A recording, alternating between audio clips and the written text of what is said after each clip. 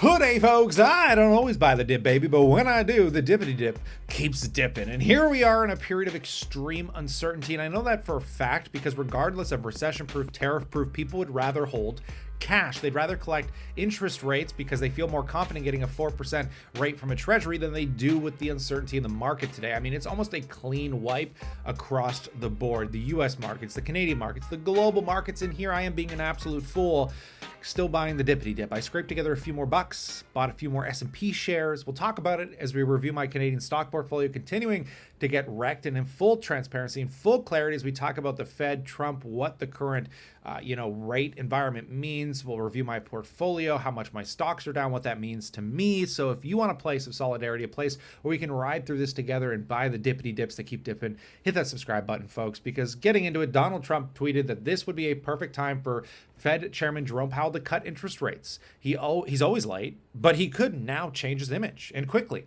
You know, energy prices are down, interest rates are down, not quite. Inflation is down, even eggs are down 69%, and jobs are up, all within 2 months. A big win for America. Cut interest rates, Jerome, and stop playing politics. The funny thing was when Jerome spoke today, he said politics have nothing to do with us. We do not play politics. It's not our job to play politics. We just play data. And we're going to take this slowly and take control of the economy because there could be a small wave of inflation through the tariff, the tariff hikes that we're currently seeing. But God knows what's going to happen. And I'm shocked at taking a look at this market environment today, because if you take a look at interest rates at 4.5%, it's likely they're going to stay higher for longer until we get through this uncertainty, because Trump cannot bring them down no matter how much he pressures Jerome Powell. We've been seeing a bit higher than expected inflation, but I'm predicting that it's coming down dramatically. And I can say that with confidence because I've never seen such a crash in commodities.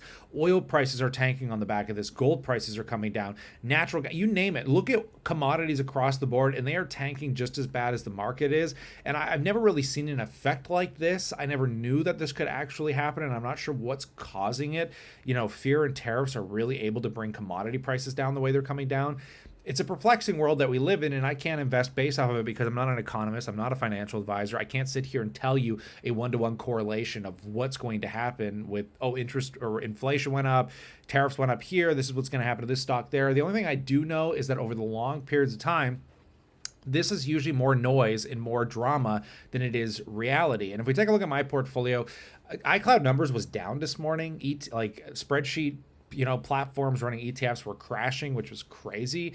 So I had to wait to get the data, and I don't even have the updated data today. Based off yesterday's close, I had to adjust my portfolio for the total values of when I've been buying these stocks, because I can no longer track it based off the beginning of the year, because I've been buying so much and doing so much and moving things around, and I've lost track. So I basically restated this portfolio so it shows you what I've bought over the last couple of years and what those values look like in totality, because I am now down 2.58% after, basically purchasing a piece of real estate a couple of years ago, just over a year ago, and then rebuilding a lot of this portfolio back. And it is wild to think that I've invested $385K and now I'm down to $275,000, and probably substantially more because, again, the markets have dropped even more today, right? Like 3% on the S&P. Wild numbers. Wild numbers. If we take a look at the individual accounts again, like we did yesterday, it's getting worse. These are a bit more updated as of the moment of the making of this video, and we can see I've now gone right. I was up like 14%, 15% on the VOO shares that I held in this account, and now I'm down or just flat. You look at Take-Two Interactive, and I can't even talk about this stock because it's held up so well. Google's still wrecking me, even though we just bought some more yesterday. VDY, I did buy yesterday, but I'm going to hold off buying a bit here because I'm very worried.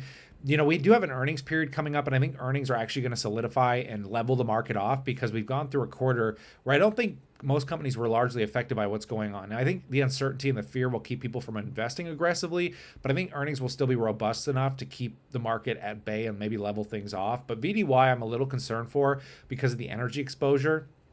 With oil falling off a cliff, I'm expecting that, the energy stocks, when they start posting this quarter earnings, they're not going to be that great overall, and it could drag VDY a bit, but it's dropping dramatically. And we'll talk about the stocks themselves and take a look at the performance, because I think VDY is still a buy. I just want to see if it drops more in the coming weeks. XEQT, couldn't have bought this at a worse time. All-time highs, maybe not buying it at all-time highs, but definitely down 8% just in the last couple days. I can't really buy more of it because I'm holding it in my RRSP. And here we sit watching it collapse since I just recently bought it. When we look at my other stocks, my RSP, SCHD, Take Two, again, Take Two still being quite resilient. SCHD being one of the few stocks I hold that is still green, though whether that lasts is debatable, obviously.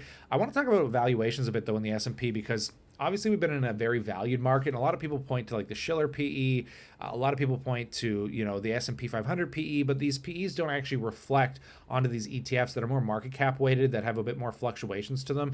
And I think it's more appropriate to look at something like VOO and see what the actual value on it was, because if you go back to basically 02/28 2025, which, to put it into perspective, was back in the end of February, the price to earnings multiple on this ETF was 26.9. But with the absolute collapse of mega tech companies, I mean, we're seeing such crazy multiples come down. And even if I were to just do a broad wipe, because again, with all stocks going down, multiples are definitely dropping, probably dramatically, especially with higher tech. But if we just did a broad multiple understanding of this, so if I go back to VOO, for example, from February 28th, all the way to today, we're down 13.35%. And if we just did a broad wipe, which this isn't going to be accurate, because obviously the higher tech companies that are crashing more are bringing the multiple down quicker, but still, if we just did a broad wipe of the entire S&P from 13.35% and we took that percentage off the 26.9 PE that it had back then, technically VOO is down to a 23.4 PE, and we're talking about a 19.4% growth rate. Now, if growth slows down,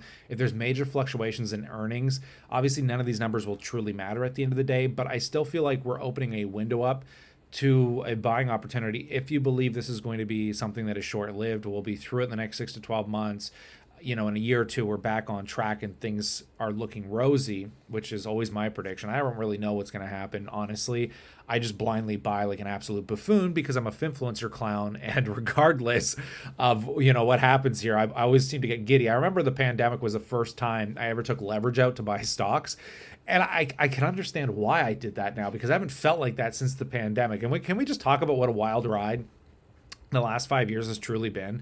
I mean, you got to think about, like, from, again, the best period to be in the market was from the crash of '08. Once you got through that, from about 2010, 2009 to about 2020, we saw the best market period, a decade of just really good, consistent returns with very little fluctuations overall. But since the pandemic, oh my God, we have gone through so much over the last 5 years.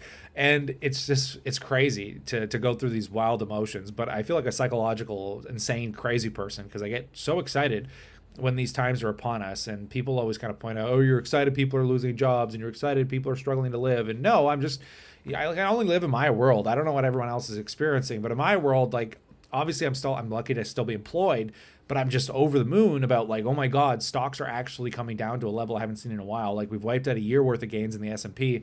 It's like, to me, it's like looking at a time machine. It's like we're stepping back to where things were a year ago, and I finally get to buy those prices again. And that's why, I picked up 4 more shares of the S&P today. I mean, I'm struggling to come up with cash, but hey, I'm going to do what I can to keep buying this regardless if the dip keeps dipping, because I see value here. Now, if we take a look, I can't get over that today was the day that SCHD really tanked. Tanked a bit yesterday, but wiped out 8%. We'll see if we lose all the gains that I have in SCHD. I mean, it's wiped out over a year's worth of gains. VDY is now stepping back. I mean, it's been the best of the bunch, holding up quite well, surprisingly, considering the attacks on Canada, but something tells me, earnings aren't going to be that robust for energy, which still makes up a large percentage of this ETF, and that could drag a bit on VDY. But we'll see if it balances out with the bank earnings. But I did buy some, but again, I'm going to wait a bit longer. And XEQT, it's slowly starting to wipe out a year's worth of gains, but this again offers broad exposure where we did see some recovery in foreign stocks like Europe and China up till this kind of calamity. And now those stocks, I think, are starting to get hit a bit. So now we're seeing the global market sell off alongside XEQT. I mean, look at this vertical drop. It's crazy to see. Like, look at like VT, for example. Let's just take a quick look. VT being a total market ETF, it's down 5% today. I'm like, how crazy that is? I mean, wow. It's crazy that most of my ETFs are actually holding up better than this one, but to see that kind of a drop in a single couple days, 8%, I mean, just what a calamity. Whoo, baby, 13.8%. Something tells me we're in full correction mode now, and we're likely going to see bottoms of maybe 20 to 5%. but I don't know. Like I said, it's fun to throw numbers out, but because I don't know, I'm just going to keep buying, and that's all I can really do, and just sit here and fight for my next paycheck and scramble as much cash as I can, instead of doing what most people would probably do with these thousands of dollars, is go on a trip, take a break, go out for dinner. No. This clown here is burning it all in the market, baby, and probably not going to stop. But I'd love to know what you're doing in that comment section below.